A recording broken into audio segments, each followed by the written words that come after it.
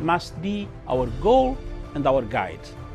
And all that we strive for as a human family, dignity and hope, progress and prosperity, depends on peace. But peace depends on us.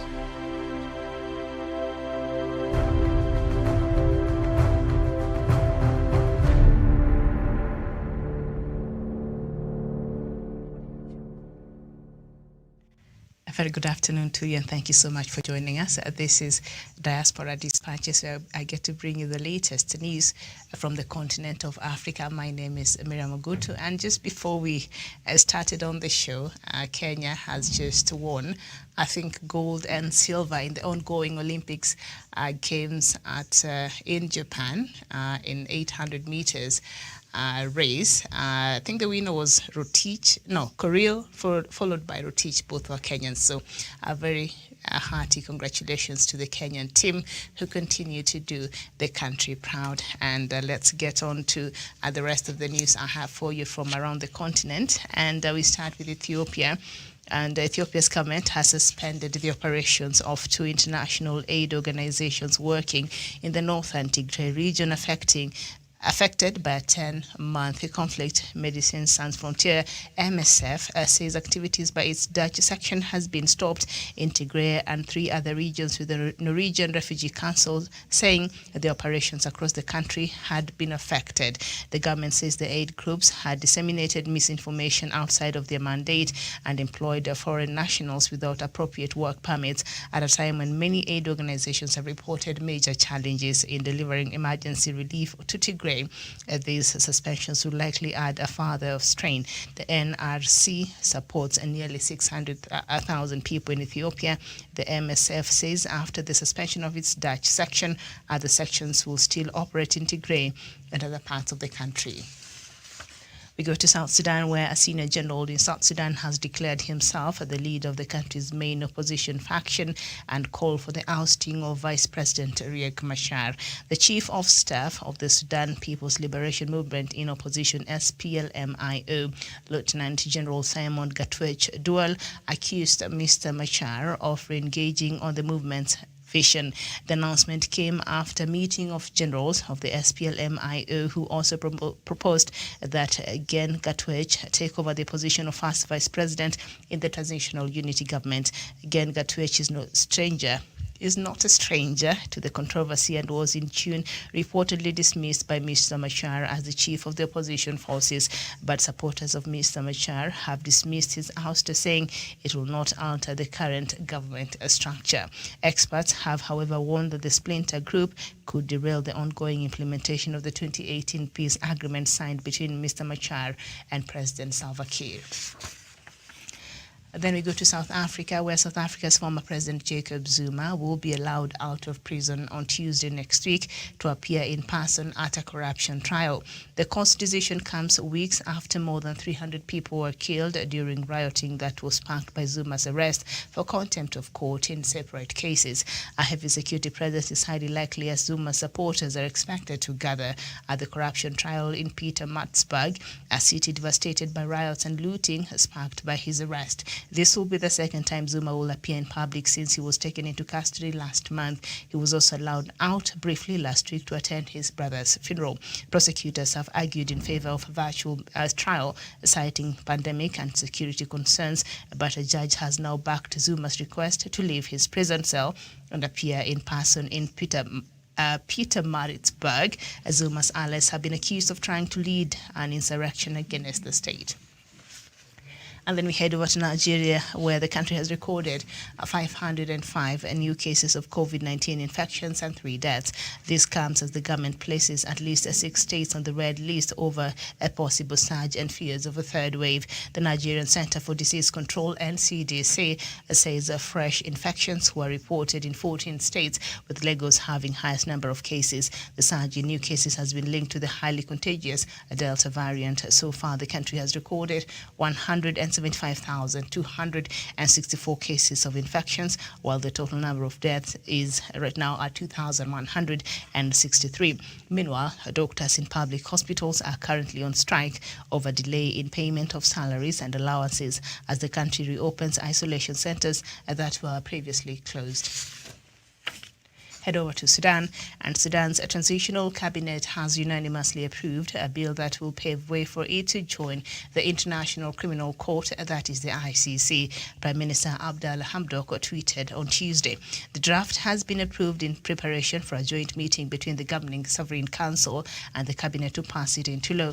The development moves Sudan closer to handing over to the ICC suspects wanted for war crimes and genocide in the Western Darfur region, including former President Omar al-Bashir.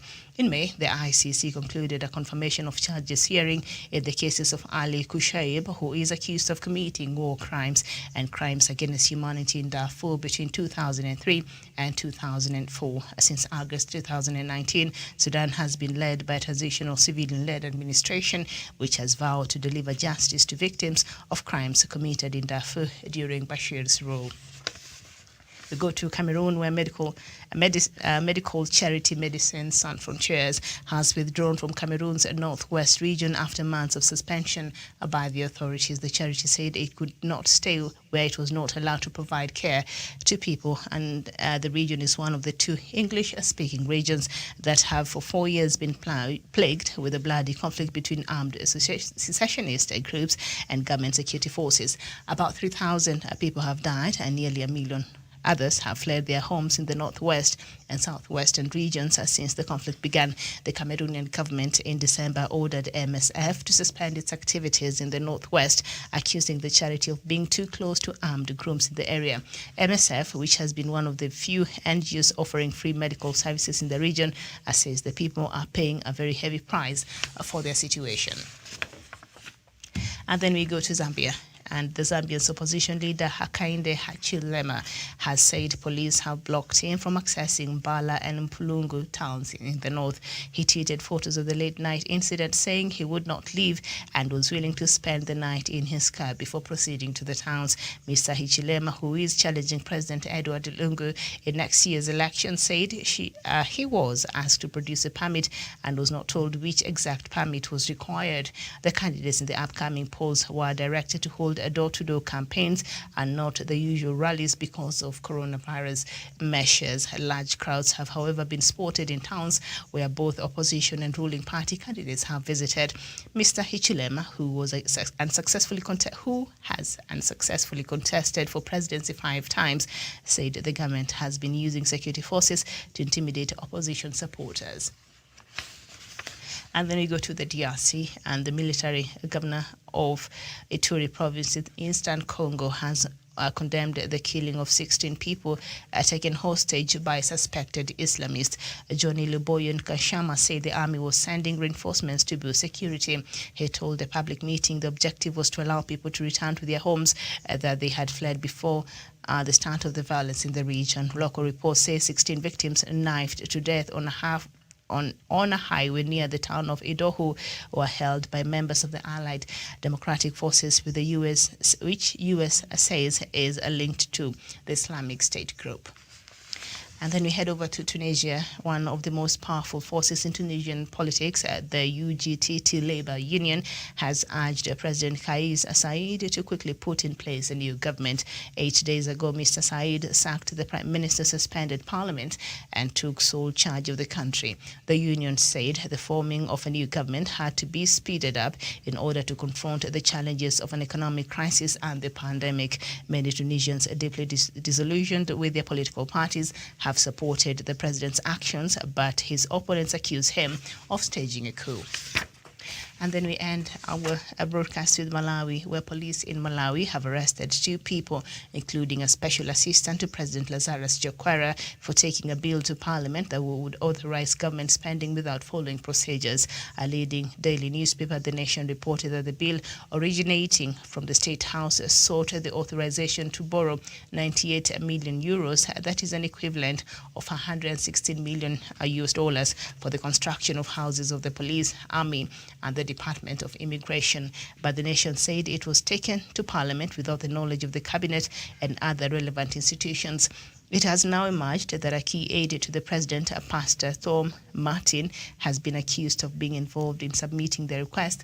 Hours after his arrest, President Chakwera's office issued a statement announcing Mr. Martin has been sacked. There was no immediate comment from Pastor Martin, but the police said he and his alleged accomplice will be charged with the abuse of office and will be taken to court very, very soon. And that is the latest from Africa this afternoon. Thank you so much for watching. This has been Diaspora Dispatches. Bye-bye for now.